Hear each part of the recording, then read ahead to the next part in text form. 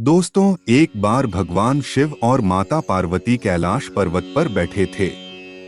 भगवान शिव ने माता पार्वती से कहा, हे पार्वती, मनुष्य चाहे कितना भी गरीब हो, उसे 4 लोगों का हमेशा सम्मान करना चाहिए और उन्हें कभी अपमानित नहीं करना चाहिए। माता पार्वती ने पूछा, हे देवों के देव महादेव, इस कलयुग में वे कौन से 4 व्यक्ति हैं जिनका सम्मान करना हर मनुष्य के लिए आवश्यक है? भगवान शिव ने उत्तर दिया, हे पार्वती, आज मैं पृथ्वी लोक पर एक सर्प का रूप धारण करके एक बूढ़ी महिला के पास जाऊंगा, जो वर्षों से मेरी आराधना कर रही है। उस महिला की कहानी सुनकर आपको समझ में आएगा कि मनुष्य किन गलतियों से बच सकता है जो उसे पाप का भागी बना देती हैं। साथ ही मैं यह भी बताऊंगा कि कैसे गरीबी में फंसे लोग कुछ गलतियां कर बैठते हैं, जिसके कारण वे हमेशा गरीबी के चक्रव्यूह में फंसे रहते हैं। इस कहानी से पृथ्वी लोक पर हर व्यक्ति को अमूल्य ज्ञान प्राप्त होगा। फिर भगवान शिव ने कहा, हे देवी, मनुष्य के जीवन में कौन सी बात कब काम आ जाए, इसका कोई ठिकाना नहीं। आपने देखा होगा कि पृथ्वी लोक पर कई बार परिवार की महिलाएं छोटी छोटी बातों पर आपस में झगड़ती हैं। इन झगड़ों से परिवार में तनाव बढ़ता है और खासकर बड़े परिवारों में आपसी विवाद कभी समाप्त नहीं होते। दिन रात तकरार चलती रहती है और कई बार यह झगड़े इतनी बड़ी लड़ाई का रूप ले लेते हैं कि पूरा परिवार उसमें उलझ जाता है। इसका परिणाम यह होता है कि घर के पुरुषों और बच्चों को भी नुकसान और दुख सहना पड़ता है। शिवजी ने आगे कहा, झगड़े चाहे छोटे हों या बड़े, वे आर्थिक, समय और शारीरिक नुकसान का कारण बनते हैं। जिस घर में महिलाओं के बीच हमेशा विवाद होते हैं, वहां सुख शांति समाप्त हो जाती है और उस घर की प्रगति रुक जाती है। ऐसे घर में समृद्धि कभी नहीं आती और जीवन में अनेक समस्याएं उत्पन्न हो जाती हैं। दोस्तों, अगर आप इस कहानी को सुन रहे हैं तो कृपया इसे पूरा सुनें। इसे बीच में छोड़ने की गलती मत करें, क्योंकि इस पवित्र कथा को पूरा सुनने से आपको मनचाहा फल प्राप्त होगा। अगर आप सच्चे शिव भक्त हैं तो भोलेनाथ का अनादर न करें। तो चलिए कहानी शुरू करते हैं। भगवान शिव कहते हैं, एक गांव में एक वृद्ध महिला अपने 2 बेटों के साथ रहती थी। उसका पति पहले ही गुजर चुका था और उनके परिवार में 3 ही सदस्य थे। उनकी जमीन भी बहुत कम थी, लेकिन वह अपने बेटों के साथ मिलकर उस छोटी सी जमीन पर खेती करती थी। उनके बेटे बहुत मेहनती थे और इसी जमीन से उनका गुजारा होता था। समय बीतने के साथ जब दोनों बेटे विवाह योग्य हो गए तो उस वृद्ध महिला ने उनकी शादियां करवा दी। अब घर में 2 बहुएं आ गईं और कुछ समय तक सब कुछ बहुत अच्छा चल रहा था। घर में प्रेम और सौहार्द था और सभी एक साथ मिलजुल कर रहते थे। लेकिन जैसे जैसे समय बीतता गया, दोनों बहुओं के बीच झगड़े शुरू हो गए। कभी किसी बात पर तो कभी दूसरी बात पर दोनों आपस में लड़ने लगती। बड़ी बहू छोटी बहू पर आरोप लगाती कि वो सही से काम नहीं करती या कोई और शिकायत करती। छोटी बहू भी जवाब में कहती कि बड़ी बहू घर के काम नहीं करती या अपने हिस्से का काम ठीक से नहीं निभाती। धीरे धीरे ये झगड़े रोज का सिलसिला बन गए। छोटी बहू बड़ी बहू से कहती, तू अपने हिस्से का काम कर, मैं अपने हिस्से का करूंगी। कभी कहती, तू आराम से पड़ी रहती है और मैं पूरे दिन काम करती हूँ। इस तरह उनके बीच तकरार बढ़ती गई और घर का माहौल खराब होने लगा।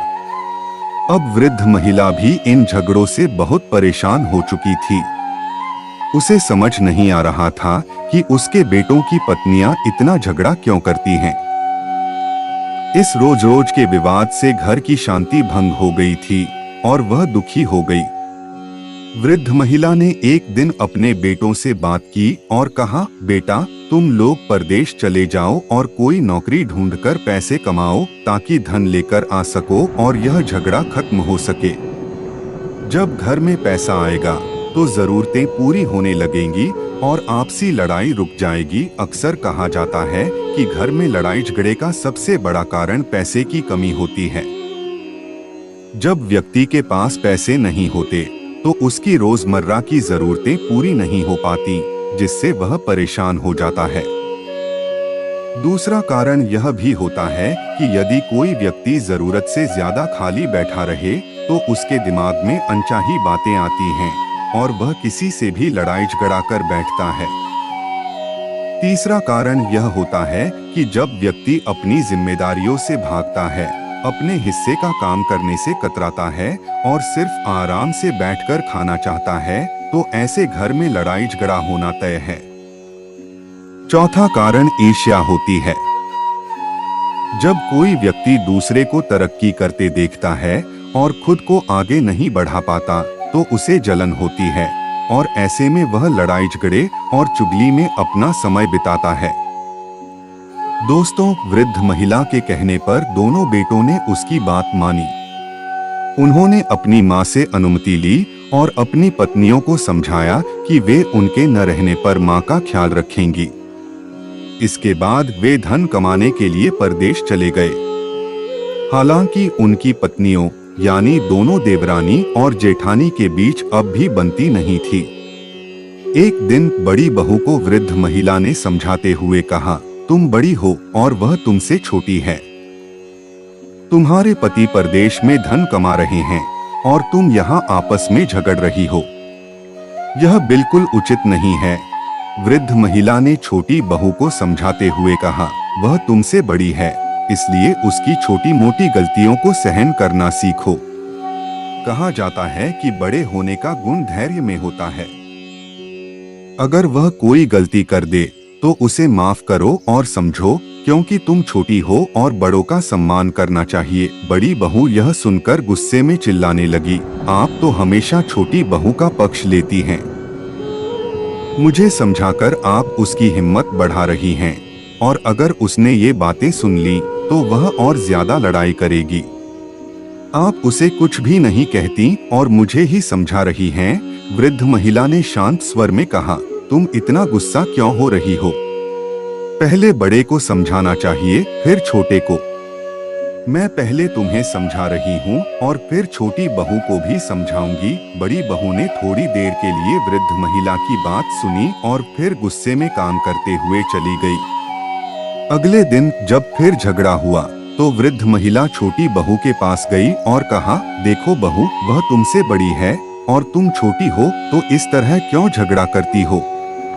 तुम्हारा पति, मेरा बेटा, परदेश में मेहनत कर रहा है और तुम यहाँ लड़ रही हो। यह सही नहीं है। पड़ोसी हमारी हालत देखकर हम पर हंसते हैं। घर में शांति और प्यार से रहो, तभी सुख और समृद्धि आएगी। छोटी बहू को यह सुनकर लगा कि वृद्ध महिला भी बड़ी बहू का पक्ष ले रही है। वह बोली, अरे बुढ़िया, मुझे ज्यादा मत समझाओ, वरना मैं तुम्हारा भी अपमान कर दूंगी। मैं जानती हूँ कि तुम अपनी बड़ी बहू को ज्यादा चाहती हो और मुझे बिल्कुल भी नहीं पसंद करती। छोटी बहू की बातों से दुखी होकर वृद्ध महिला चली गई और मन ही मन सोचने लगी, इन दोनों की बुद्धि खराब हो गई है, ये किसी की सुनने वाली नहीं है। जब इन्हें समझाने पर ये मुझसे ही उल्टा सवाल करती हैं और लड़ाई की धमकी देती हैं, तो बेहतर यही होगा कि मैं इन्हें समझाना ही बंद कर दूं और अपनी इज्जत बचाऊं। कहा जाता है कि जहां आपकी बात की कोई अहमियत न हो, वहां बोलने से बेहतर है चुप रहना। अगर आप वहां बोलेंगे तो आप अपने लिए दुश्मन खड़े कर लेंगे।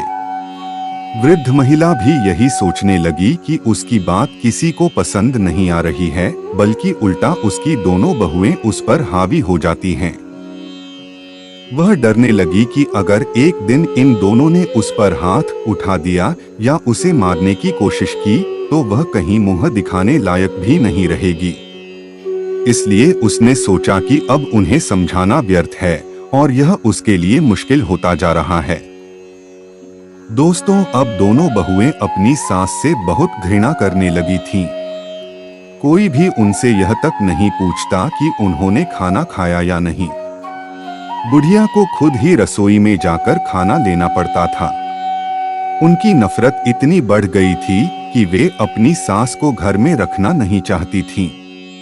वे सोचती थीं कि काश यह बुढ़िया घर छोड़कर चली जाए या मर जाए, लेकिन उनके पास ऐसा कोई बहाना नहीं था जिससे वे उसे घर से बाहर निकाल सकें। अगले दिन जब फिर से उनकी लड़ाई शुरू हुई तो वृद्ध महिला ने एक कुदाल उठाया और घास काटने के लिए जंगल चली गई, क्योंकि कहा जाता है कि बेकार की लड़ाई झगड़े को सुनना भी नहीं चाहिए। अगर आप खड़े होकर उस लड़ाई को सुनते हैं तो हो सकता है कि आपको बोलना पड़ जाए, इसलिए सबसे अच्छा तरीका है कि वहां से निकल जाओ। वृद्ध महिला जंगल में घास काटने चली गई और जब शाम को वापस आई तो तब तक उनकी लड़ाई खत्म हो चुकी थी। अगले दिन भी जब बहुएं झगड़ने लगीं, तो बुढ़िया फिर से कुदाल उठाकर जंगल की ओर निकल गई। इस सब को देखकर वह भगवान भोलेनाथ को याद करती और अपनी दशा पर दुखी होती। भगवान शिव, जो उस वृद्ध महिला की स्थिति देख रहे थे, ने सोचा कि अब समय आ गया है उसे सहायता देने का। उन्होंने एक विशाल सर्प का रूप धारण किया और उस जंगल की ओर गए जहां वृद्ध महिला घास काट रही थी। जब वह महिला घास काट रही थी, तभी उसके सामने एक विशाल सर्प आ गया, जो वास्तव में भगवान शिव थे। उस सर्प को देखकर वृद्ध महिला डर के मारे कांपने लगी। वृद्ध महिला को लगा कि उसकी जान अब नहीं बचेगी और वह सर्प उसे अवश्य ही खा जाएगा। भय से कांपती वृद्ध महिला को देखकर सर्प ने मनुष्य की भाषा में बोलना शुरू किया। माता, तुम डरो मत, मैं तुम्हें कोई हानि नहीं पहुंचाऊंगा। मैं यहाँ अपना दुख तुम्हारे साथ साझा करने आया हूँ, क्योंकि मैं बहुत परेशान और दुखी हूँ। सर्प को मनुष्य की भाषा में बोलते सुनकर वृद्ध महिला के दिल को कुछ शांति मिली। उसने एक गहरी सांस ली और सोचा, यह सर्प मनुष्य की आवाज में बोल रहा है। फिर उसने पूछा, हे नाग देवता, बताइए आपको क्या परेशानी है? नाग ने कहा, हे माता, कई दिनों से मैं भूखा हूँ। मुझे खाने के लिए कुछ नहीं मिल रहा है और मैं मरने की कगार पर हूँ। जिस आश्रम में मैं रहता था, वहाँ के ऋषि अब नहीं रहे। वे एक गाय पालते थे जिसका दूध मुझे पिलाते थे और स्वयं भी पीते थे। उसी दूध से मैं जीवित था, लेकिन अब वह ऋषि इस दुनिया से चले गए हैं। यदि आप मेरे लिए कहीं से भी दूध ला सकें तो मेरी जान बच जाएगी। मेरी प्रार्थना है कि आप थोड़ा दूध लाकर मुझे पिला दें। नाग के इस दुख को सुनकर वृद्ध महिला की आंखों में आंसू आ गए। उसने कहा, हे नाग देवता, आप चिंता न करें, आज मैं आपको दूध अवश्य पिलाऊंगी। आप यहीं रुकिए, मैं आपके लिए दूध लेकर आती हूँ। वृद्ध महिला नाग देवता से बात करने के बाद अपने घर लौट आई। रोज की तरह दोनों बहुएं, देवरानी और जेठानी, तैयार होकर फिर आपस में झगड़ने लगी। इस बीच वृद्ध महिला सोचने लगी, मैं किसके घर से दूध लेकर जाऊं? अगर मैं बड़ी बहू के घर से दूध ले जाती हूं और उसे पता चल जाएगा तो वह मुझसे झगड़ेगी, और अगर मैं छोटी बहू के घर से दूध ले जाती हूं और उसे पता चल जाता है तो वह भी मुझसे झगड़ने लगेगी। आखिरकार वृद्ध महिला ने सोचा कि वह एक दिन बड़ी बहू के घर से और दूसरे दिन छोटी बहू के घर से दूध लेकर आएगी, ताकि उन्हें पता भी न चले और वह नाग देवता को रोजाना दूध पिला सके। उसने वैसा ही किया। सबसे पहले वह बड़ी बहू के घर से थोड़ा सा दूध ले आई और उसे अपने कुदाल के नीचे छुपा लिया। फिर घास लेने के बहाने जंगल की ओर निकल गई। जब वह जंगल पहुंची तब तक नाग देवता भी वहां आ गए थे। उन्होंने पूछा, हे माता, क्या आप मेरे लिए कुछ दूध लेकर आई हैं? वृद्ध महिला ने जवाब दिया, हाँ नाग देवता, मैं आपके लिए दूध लाई हूँ। उसने तुरंत वह दूध नाग देवता के सामने रख दिया। नाग देवता ने दूध पीकर शांति महसूस की और कहा, हे माता, आपने आज मेरी जान बचा ली। आपने मुझ पर बहुत बड़ा उपकार किया है, जिसे मैं जीवन भर नहीं भूलूंगा। वृद्ध महिला ने कहा, हे नाग देवता, मैं आपसे एक प्रश्न करना चाहती हूँ, जो डर के कारण पहले नहीं पूछ पाई। आप एक सर्प होते हुए भी मनुष्य की भांति कैसे बोल सकते हैं? क्या आप सचमुच नाग देवता हैं या कोई और? तब नाग देवता, जो असल में भगवान शिव थे, मुस्कुराए और उत्तर दिया, हे माता, मैं एक श्राप के कारण सर्प बना हूँ। मैं एक राजा के घर नाग रूप में पैदा हुआ था, लेकिन मेरे पिता ने मुझे सर्प समझकर जंगल में छोड़ दिया। मेरा श्राप 25 वर्षों का है और अब मेरी मुक्ति का समय निकट है। 1 वर्ष बाद मुझे फिर से मेरा मनुष्य शरीर प्राप्त हो जाएगा। मैं उस दिन का बेसब्री से इंतजार कर रहा हूँ। नाग देवता की कहानी सुनकर वृद्ध महिला को उनके प्रति गहरा स्नेह महसूस हुआ। उसने सोचा कि वह नियमित रूप से नाग देवता को दूध पिलाएगी। कभी वह बड़ी बहू के घर से दूध लाती तो कभी छोटी बहू के घर से, और रोजाना दूध छुपाकर नाग देवता को पिलाती। नाग देवता भी हर दिन उस स्थान पर आते और वृद्ध महिला के हाथों से दूध पीते। इससे वे बहुत खुश होते और उन्हें लगता जैसे उन्हें अपनी सच्ची मां मिल गई हो। फिर एक दिन ऐसा हुआ कि दोनों बहुओं ने देखा कि उनके घर का दूध रोजाना कम हो रहा है। उन्होंने आपस में चर्चा की और कहा, हमारा दूध कैसे कम हो जाता है? हर तीसरे दिन हमारा दूध कम हो रहा है। बड़ी बहू ने भी कहा, हमारे घर का दूध भी हर तीसरे दिन कम हो जाता है। लेकिन हमारा दूध चुराने के लिए भला कौन आएगा? फिर उन्होंने सोचा कि केवल वृद्ध महिला ही रसोई में जाती है और कोई नहीं, तो हमारे दूध को कौन चुरा सकता है? पड़ोसी भी हमारे घर नहीं आते, छोटी बहू ने कहा। तब छोटी बहू ने बड़ी बहू से कहा, दीदी, हमारा चोर और तुम्हारा चोर एक ही है। चलिए उसे छुपकर देखते हैं। दोनों ने मिलकर योजना बनाई और छुपकर देखने का निर्णय लिया। अगले दिन वृद्ध महिला रोज की तरह बड़ी बहू के घर गई और रसोई में घुसकर दूध लिया। उसने दूध को कटे में छुपाया और घास काटने के बहाने जंगल की ओर चल दी। दोनों बहुओं ने यह सब छुपकर देख लिया। छोटी बहू ने कहा, चलो देखते हैं कि यह बुढ़िया दूध लेकर जंगल में कहाँ जाती है और किसे पिलाती है। दोनों बहुएं गुप्त रूप से वृद्ध महिला के पीछे पीछे चल पड़ी। वृद्ध महिला उस स्थान पर पहुंची जहां वह रोज घास काटती थी और नाग देवता को दूध पिलाती थी। दोनों बहुएं दूर से छुपकर देख रही थीं। वृद्ध महिला के पास एक विशाल और भयानक सर्प आया और वह उसे दूध पिलाने लगी। सर्प धीरे धीरे दूध पीने लगा। यह दृश्य देखकर दोनों बहुएं भयभीत हो गईं।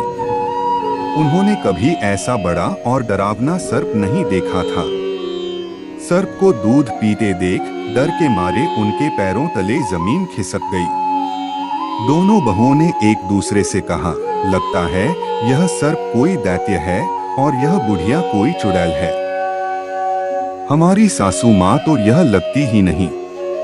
कहीं ऐसा न हो कि यह बुढ़िया हमें और हमारे बच्चों को भी खा जाए। आज हम इसे घर में घुसने नहीं देंगे। दोनों को अब बहाना मिल चुका था।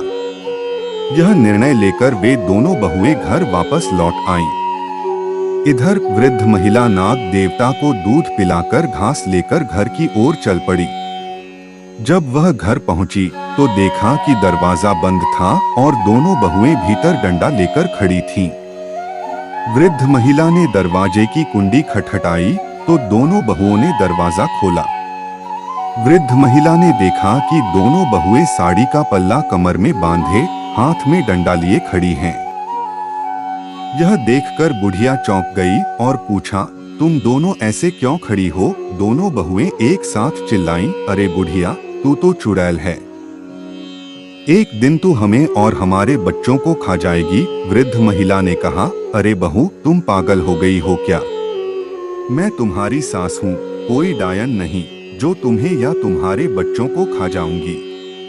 तुम्हारे बच्चे तो मेरे पोता पोती हैं, जो मुझे मेरे बेटों से भी ज्यादा प्यारे हैं।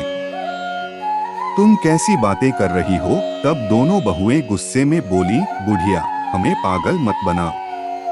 हमने तुम्हें देख लिया है। तुम उस खतरनाक सर्प को चोरी से दूध पिलाती हो, हमारे घर से दूध चुराकर ले जाती हो और उस दैत्य को पिलाती हो। वह सर्प कोई राक्षस है और तुम उसकी साथी चुड़ैल या डायन हो। अब हम तुम पर बिल्कुल भी विश्वास नहीं करेंगे। आज से तुम्हारे लिए इस घर में कोई जगह नहीं है। तुम इस घर में नहीं घुस सकती और अगर ज्यादा जबरदस्ती की तो तुम यहाँ से जिंदा नहीं बचोगी। इसलिए तुम्हारे लिए यही अच्छा होगा कि तुम यहाँ से सीधी वापस चली जाओ। आज से हमारा तुमसे कोई संबंध नहीं है। दोस्तों, बुढ़िया ने दोनों बहुओं को बहुत समझाने की कोशिश की, लेकिन कोई असर नहीं हुआ। वह कहने लगी, तुम लोग जो सोच रही हो ऐसा कुछ भी नहीं है। यह मेरा घर है, मुझे अंदर आने दो। लेकिन दोनों बहुओं ने उसे घर में घुसने नहीं दिया। जब बुढ़िया ने जबरदस्ती की तो बहुओं में से एक ने उसे डंडा मार दिया और धक्का देकर घर से बाहर निकाल दिया। रात हो चुकी थी और चारों ओर अंधेरा था। बुढ़िया रोते हुए अपनी बहुओं से कहने लगी, मैं इस रात में कहाँ जाऊंगी। लेकिन बहू ने बेरहमी से उत्तर दिया, हमें तुमसे कोई सरोकार नहीं है, चाहे तुम कहीं भी जाकर मरो। यह कहकर उन्होंने दरवाजा बंद कर लिया। बुढ़िया वहीं बैठकर रोती रही। फिर उसने सोचा, रोने से क्या फायदा, वे दरवाजा नहीं खोलेंगी। उसने तय किया कि उसे कहीं और शरण लेनी चाहिए। वह रात में ही उस जगह की ओर चल दी जहां वह आमतौर पर घास काटा करती थी और नाग देवता का इंतजार करने लगी, जिन्हें वह रोज दूध पिलाती थी। हालांकि नाग देवता रात को नहीं आए क्योंकि वे दिन में ही आते थे। वहां एक विशाल बरगद का पेड़ था जिसके पास वह बुढ़िया लेट गई और रात भर उसी के नीचे बैठी रही, सुबह का इंतजार करती रही। जैसे ही सूरज उगा, नाग देवता वहां पहुंच गए। जब वे आए तो उन्होंने बूढ़ी औरत को वहां नहीं देखा। वह इधर उधर देखने लगे। तभी उनकी नजर बरगद के पेड़ के पास रोती हुई बुढ़िया पर पड़ी।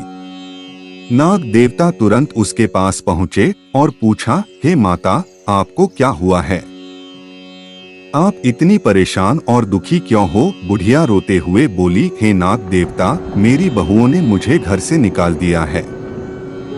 मैं तुम्हारे लिए दूध लाया करती थी जो अपनी बहुओं से छिपाकर लाती थी, लेकिन उन्होंने देख लिया कि मैं आपको दूध पिला रही हूँ और अब वे मुझे चुड़ैल समझती हैं। वे सोचती हैं कि मैं उनके बच्चों को और उन्हें मारकर खा जाऊंगी। इसी वजह से उन्होंने मुझे घर से निकाल दिया। मेरे बेटे परदेश में नौकरी कर रहे हैं और अब मैं बिल्कुल अकेली हूँ। मैं अब कहाँ जाऊँ, क्या करूँ? दोस्तों, बुढ़िया ने नाग देवता को अपनी सारी परेशानियां बताई। नाग देवता ने उसे ढांढस बंधाते हुए कहा, हे माता, घबराइए मत, मुझे ही अपना बेटा मानिए। आज से मैं आपका बेटा हूँ। नाग देवता की बात सुनकर बुढ़िया बहुत खुश हो गई। फिर नाग देवता ने कहा, आप चिंता मत करें, मेरे साथ चलिए। इसके बाद नाग देवता बुढ़िया को लेकर घने जंगल में जाने लगे। नाग देवता आगे आगे चल रहे थे और बुढ़िया उनके पीछे पीछे चल रही थी। वे एक विकराल जंगल में पहुंचे जहां नाग देवता उसे उस आश्रम में ले गए जहां वह पहले दूध पिया करता था। बुढ़िया ने आश्रम को देखकर पूछा, बेटा, यह आश्रम किसका है? यह तो बहुत ही सुंदर है, नाग देवता ने कहा। यह आश्रम एक ऋषि महात्मा का था जो अब परलोक चले गए हैं। मैं यहीं रहता था और इसी आश्रम में मुझे ऋषि ने गाय का दूध पिलाया था। गाय भी यहीं आसपास होगी और शायद हमें देखकर आ जाए। कुछ समय बाद गाय वहां आ गई। उसकी थनों में दूध भरा हुआ था। नाग देवता ने कहा, हे माता, इस गाय का दूध निकालिए और आप भी पी लीजिए। बुढ़िया ने दूध निकालकर नाग देवता को पिलाया और स्वयं भी पी लिया। फिर नाग देवता ने कहा, अब आप निश्चिंत रहिए, आप इस आश्रम में आराम से रह सकते हैं। यह गाय हमें दूध देती रहेगी और ऋषि महात्मा की कृपा से यहाँ अन्नपूर्णा का वास है। यहाँ खाने पीने की कोई कमी नहीं होगी। बुढ़िया को यह सुनकर बहुत खुशी हुई। वह अपने बेटे नाग देवता के साथ आश्रम में रहने लगी। नाग देवता हर दिन जंगल में घूमने निकल जाते थे और शाम को लौट आते थे। बुढ़िया और गाय वहीं चैन से रहते थे। गाय रोज घास चरने जाती थी और शाम को वापस आ जाती थी। तीनों मिलकर शाम के समय भोजन करते और आश्रम में प्रेम पूर्वक रहते थे। एक दिन की बात है कि नाग देवता, जो हर दिन की तरह घूमने गया था, शाम को घर नहीं लौटे। बुढ़िया को बहुत चिंता हुई क्योंकि वे तीनों शाम को एक साथ भोजन करते थे। गाय तो घर लौट आई, लेकिन नाग देवता नहीं आए। बुढ़िया ने रात भर अपने बेटे का इंतजार किया और भूखी रही, फिर भी नाग देवता नहीं आए। अगले दिन बुढ़िया ने नाग देवता को खोजने के लिए जंगल की ओर चल दी। जंगल में उसने देखा कि उसका बेटा नाग देवता जमीन पर गिरा हुआ था और पेड़ की टहनियों में दबा हुआ था। बुढ़िया ने गाय की मदद से टहनियों को हटाया। नाग देवता काफी घायल और जख्मी थे। बुढ़िया ने चिंतित होकर पूछा, बेटा यह सब कैसे हुआ? नाग देवता ने पूरी कहानी सुनाई। हे माता, जब मैं शाम को आश्रम लौट रहा था तो एक भयानक तूफान आ गया। तूफान के झोंके से मैं एक पेड़ पर चढ़ गया, लेकिन पेड़ गिर गया और मैं उसके नीचे दब गया। मैंने बाहर निकलने की बहुत कोशिश की, लेकिन सफल नहीं हो पाया।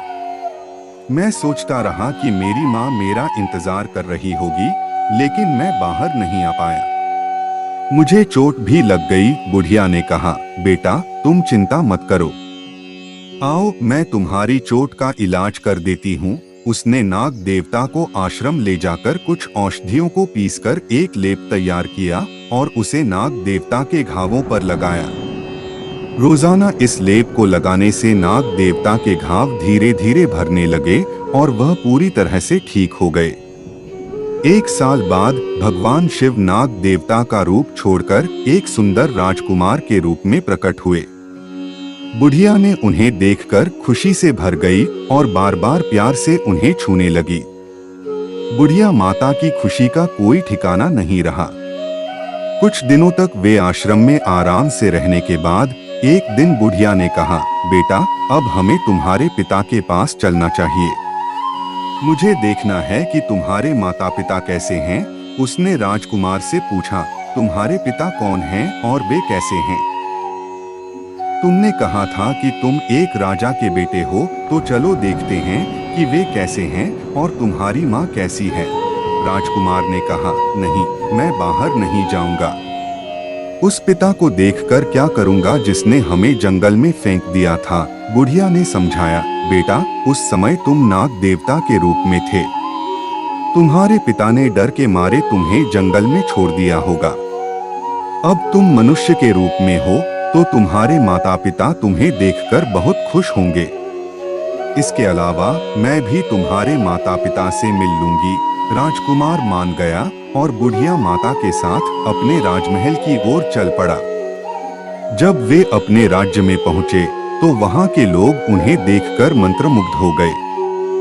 सभी सोचने लगे कि यह सुंदर राजकुमार उनके राज्य का हिस्सा क्यों नहीं है। वे दोनों राज्य में प्रवेश करते हैं और चौकीदार से राजा और रानी से मिलने की इच्छा जताते हैं। चौकीदार उन्हें राजा के मंत्री के पास ले जाता है। मंत्री को बताकर बुढ़िया माता और राजकुमार ने राजा से मिलने की प्रार्थना की। मंत्री ने उत्तर दिया, मुझे खेद है, राजा और रानी वर्तमान में मिलने योग्य नहीं हैं। उनकी स्थिति बहुत खराब है। राजा स्वयं अपने राज्य की देखभाल नहीं कर पा रहे हैं और सिंहासन खाली पड़ा है। राजकुमार और बुढ़िया ने आग्रह किया कि मंत्री कोशिश करें कि वे राजा और रानी से मिल सकें। मंत्री ने कहा, राजा साहब बहुत बीमार हैं। यह स्थिति 25 साल पुरानी है। रानी ने एक सर्प को जन्म दिया था। राजा साहब ने जब सर्प को देखा तो वे भयभीत हो गए। उन्हें बहुत बुरा लगा, जबकि रानी के लिए वह सर्प भी प्यारा था क्योंकि माँ के लिए उसका बच्चा हमेशा प्रिय होता है। राजा ने सोचा कि लोग क्या कहेंगे अगर उनके घर में एक सर्प पैदा हुआ और प्रजा इससे घृणा करेगी। इस डर से राजा ने सर्प को जंगल में फेंक दिया। इसके बाद से राजा और रानी का जीवन दुखी हो गया। उनका शरीर बुरी तरह से कमजोर हो गया और उन्होंने सिंहासन को छोड़ दिया। वे महल में बुरी तरह मायूस अवस्था में पड़े रहते थे। जब राजकुमार ने यह सुना तो उसने मंत्री से अनुरोध किया कि अगर वे उसे राजा और रानी से मिलवा सकें तो यह उनकी कृपा होगी। मंत्री ने राजकुमार और बुढ़िया माता को राजा और रानी के पास ले जाया। वहां राजकुमार ने राजा और रानी के पैर छुए। जैसे ही उसने उनके पैरों को छुआ, राजा और रानी के शरीर में एक शक्ति का संचार हुआ। वे तुरंत उठकर बैठ गए और पूछने लगे, बेटा तुम कौन हो, कहां से आए हो? जब तुमने हमारे पैरों को छुआ तो हमारे अंदर किसी शक्ति का आगमन हुआ। अपना परिचय दो। राजकुमार ने अपनी असली पहचान बताई और भगवान शिव के रूप में प्रकट हुआ। उन्होंने राजा और रानी को सारी बात समझाई और कहा कि बुढ़िया माता का ध्यान रखें। इसके बाद भगवान शिव अंतर ध्यान हो गए। राजा और रानी ने भगवान शिव की बातों को मानते हुए सभी को बताया कि इंसान को कभी भी 4 चीजें नहीं छोड़नी चाहिए। पहला बच्चा, दूसरा बुजुर्ग, तीसरा पागल और चौथा मेहमान। इन सभी का सम्मान और देखभाल करनी चाहिए। राजा ने घोषणा की कि वह अब से सिंहासन पर बैठेंगे और अगले दिन उनका राज्य अभिषेक किया गया। इस बीच बुढ़िया माता थोड़ी उदास हो गई। वह सोचने लगी कि अब वह कहां जाए। राजा ने बुढ़िया से कहा, हे माता, आज से तुम इस राज्य की राजमाता कहलाओगी। बुढ़िया ने यह सुनकर खुशी से आंखों में आंसू ले लिए। जब बुढ़िया के दोनों बेटे घर लौटे और अपनी माँ को घर में न पाया तो उन्होंने अपनी पत्नियों से पूछा कि उनकी माँ कहाँ गई है। पत्नियों ने जवाब दिया कि उनकी माँ एक चुड़ैल और डायन थी, इसलिए उन्होंने उसे मारकर भगा दिया। वे हर दिन जंगल में जाकर सर्प को दूध पिलाती थीं। पत्नी की बात सुनकर दोनों बेटे क्रोध से भर गए। वे अपनी पत्नियों को डांटते हुए घर से निकालने लगे और बोले, तुम्हें शर्म नहीं आती? हमारी माँ को चुड़ैल और डायन कह रही हो। हमारी माँ कहाँ है? जल्दी बताओ वरना तुम्हें छोड़ देंगे। लेकिन पत्नियों को सही में नहीं पता था कि बुढ़िया अब कहाँ है। दोनों बेटों ने देखा कि उनकी पत्नियां रोज उन्हें डांटती और पीटती हैं। उनकी हालत बिगड़ती जा रही थी। उन्हें न तो ठीक से खाना मिल रहा था और न ही सम्मान। उनके बच्चे भी उन्हें नफरत की नजर से देखने लगे। समाज में जो अपने बड़े बूढ़ों का अपमान करता है उसका भी सम्मान नहीं होता। जब बेटों को पता चला कि उनकी माँ अब एक राजमाता है तो वे खुशी से भर गए।